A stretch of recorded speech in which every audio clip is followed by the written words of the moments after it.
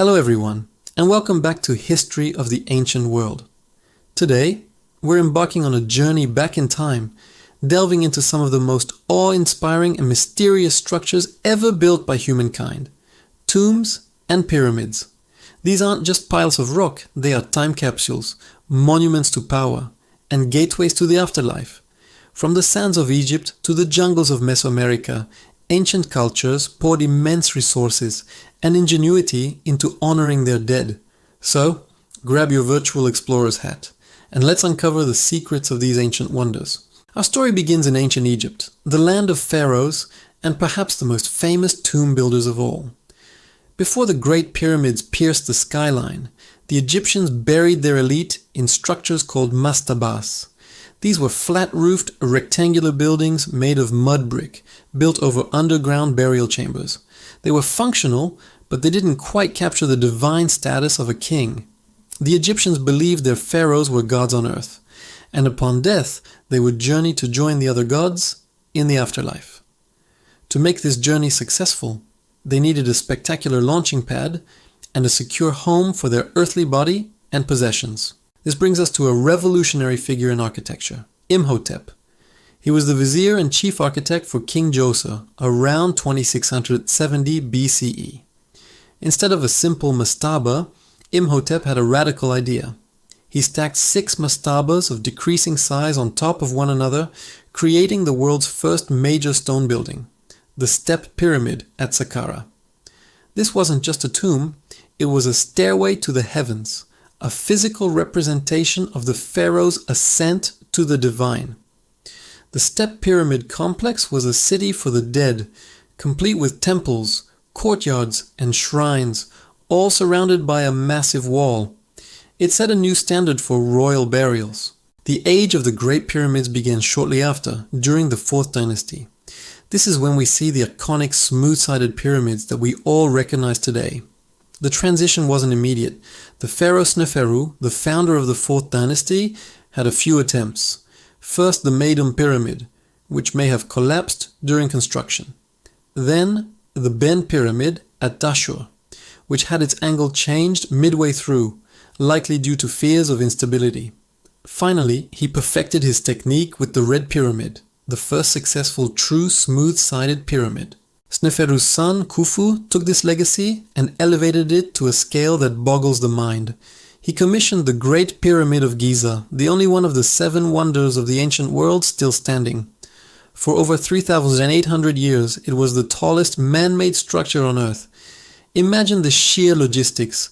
Millions of stone blocks, some weighing as much as 80 tons, quarried and transported with incredible precision, all without modern machinery. The level of planning, organization, and labor required is simply staggering. Inside, a complex series of passages and chambers was designed to protect the pharaoh's body and treasures from tomb robbers. Next to the Great Pyramid stand the pyramids of Khufu's son, Khafre, and grandson, Menkaure. Khafre's complex is also famous for the Great Sphinx, the enigmatic statue with the body of a lion and the head of a human, believed to be carved in his likeness, guarding the Giza Plateau. These pyramids weren't isolated structures. They were the centerpieces of vast necropolises, or cities of the dead, which included smaller pyramids for queens, mastabas for nobles, and temples for eternal worship. The primary purpose was always the same: to ensure the pharaoh's successful transition to the afterlife and preserve his legacy for eternity. But what about the people who built them? For a long time, popular culture portrayed the builders as slaves, toiling under the whip.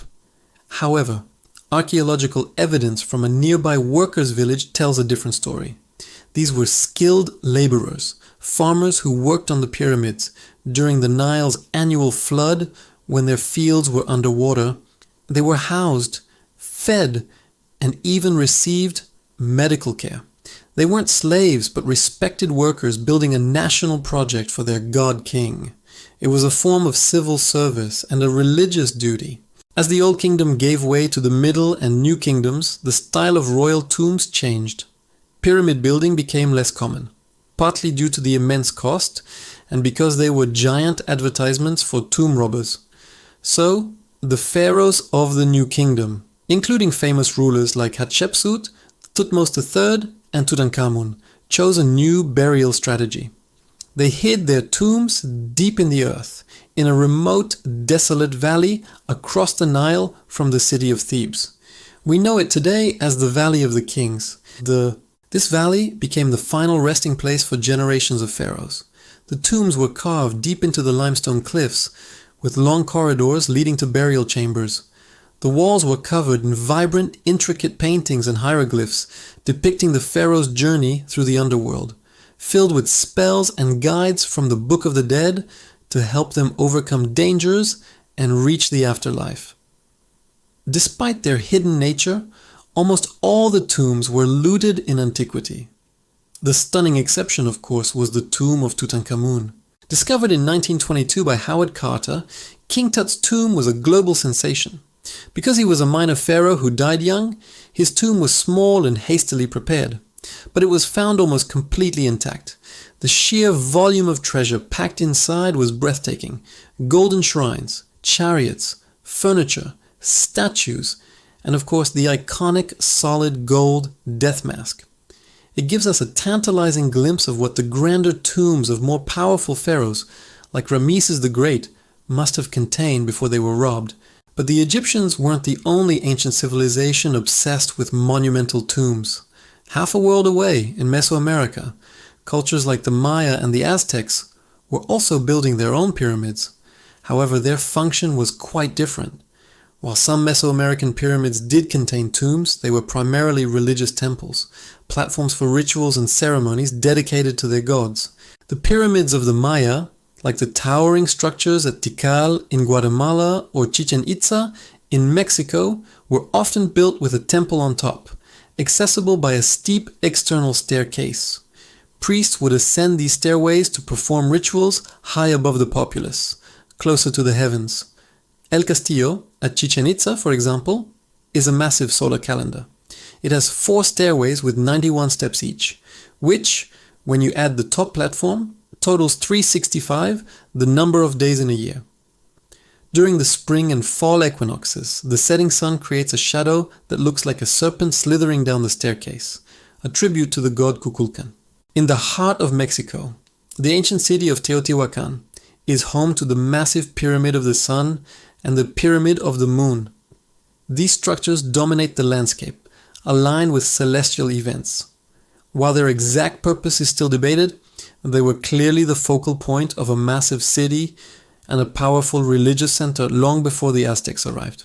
The Aztecs, who later dominated the region, built their own pyramids, most notably the Templo Mayor in their capital, Tenochtitlan, which is now modern-day Mexico City. This was a twin pyramid, dedicated to their war god and their rain god. Unlike the Egyptian pyramids, which were generally built in one go, Mesoamerican pyramids were often expanded over time. A new ruler might build a larger pyramid directly over an existing one, creating layers of history within a single structure. Excavations have revealed older temples and even royal tombs, like the famous tomb of the Red Queen, found inside a temple at Palenque. So when we compare these two incredible building traditions, we see fascinating similarities and crucial differences. Both Egyptian and Mesoamerican pyramids were marvels of engineering and symbols of immense power, both religious and political. They were central to their society's worldview, but their primary functions diverged. Egyptian pyramids were fundamentally tombs, private gateways to eternity for a single ruler. Mesoamerican pyramids were public stages for religion and ritual, community focal points that connected the people with their gods. From the sun-scorched sands of Giza to the dense jungles of the Yucatan, these ancient tombs and pyramids stand as enduring testaments to human ambition, faith, and our timeless quest to conquer death and touch the divine. They remind us that even thousands of years ago, people were capable of achieving the seemingly impossible, leaving behind a legacy that continues to captivate and inspire us to this day. Thank you so much for joining me on this exploration of ancient tombs and pyramids. What ancient structure fascinates you the most? Let me know in the comments below. If you enjoyed this video, please give it a like and subscribe to History of the Ancient World for more journeys into our incredible past. We'll see you next time.